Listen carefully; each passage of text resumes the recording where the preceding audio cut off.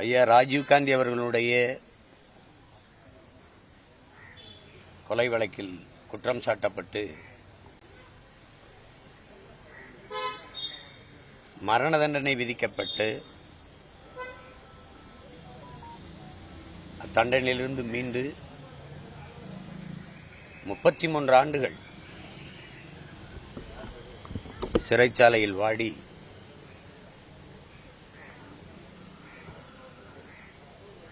தன் இன்னுயிரை இழந்திருக்கிற என் அன்பு தம்பி சாந்தன் அவர்களுக்கு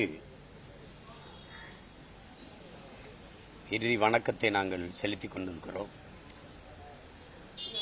அந்த குற்றச்செயலுக்கும் அவருக்கும் எந்த தொடர்பும் இல்லை. அதில் சம்பந்தப்பட்டவர் குண்டு சாந்தன் பேரு. அவர் ஏற்கனவே கொல்லப்பட்டார்.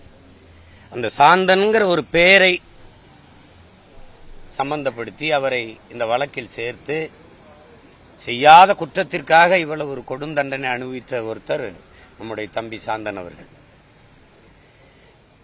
இது அநீதியிலும் அநீதி. இது அவருக்கு மரண தண்டனை இருந்தது. அவருக்கு என்னுடைய தம்பி பேரறிவாளனுக்கும் தம்பி முருகன் அவர்கள்.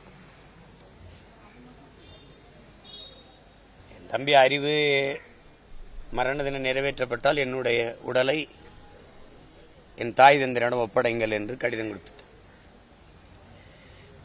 முருகனும் என்னுடைய தம்பி சாந்தனும் வந்து என்னுடைய உடலை எங்க அண்ணன் சீமானிடத்திலே ஒப்படைங்கள் என்று கடிதம் கொடுத்தான். கடைசி கொடுமை என்னன்னா, உயிரற்ற உடலை என் தாயிடத்தில் ஒப்படைக்க வேண்டிய நிலைமைக்கு வந்து தள்ளப்பட்டோம். 33 ஆண்டுகள் கடும் அரசியல் சட்ட போராட்டத்தை செய்தோம். இந்த விடுதலைக்காக தான் செய்தோம். அது எல்லாம் வந்து கடைசிக்கு சிறப்பு முகாமில் அந்த இடத்தை அங்கே போய் திருச்சியில் போய் போராடி இவர்களை விடுதலை செய்யுங்கள், தம்பி சாந்தனை அவர் தாய்நாட்டுக்கு அனுப்புங்கள், தாயை பார்க்கறதுக்கு அனுமதி கொடுத்து அனுப்புங்கள் என்று போராடினோம். அதை ஒட்டி வழக்கு தீர்ப்பு வந்தது. அது 29ஆம் தேதிக்குள்ள அனுப்பணும்னா அந்த 28 இரவு அனுப்புறதா அவங்க இருந்ததா சொல்றாங்க. அது 28 இறந்துட்டார். அப்ப இவ்வளவு காலம் போராடி வெற்றின்னு அந்த வெல்ல போற நேரத்தில் என் தம்பி உயிரை இழந்து எங்களை தோற்கடிச்சிட்டான்னு தான் சொல்லணும். அது திரைப்படங்கள்ல கூட இப்படி உச்சக்கட்ட காட்சி வராது. அவ்வளவு ஒரு கொடுமையான நிகழ்வு நிகழ்ந்துட்டது. வழிதோய்ந்த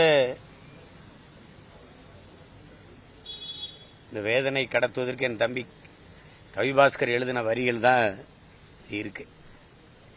ஈழத்தில் ஒரு தாய் தன் மகனுக்கு ஒரு வாய் சோறு ஊட்ட காத்திருந்தால் இந்திய தாய் இங்கே வாக்கரிசி போட்டு அனுப்பிவிட்டாள்.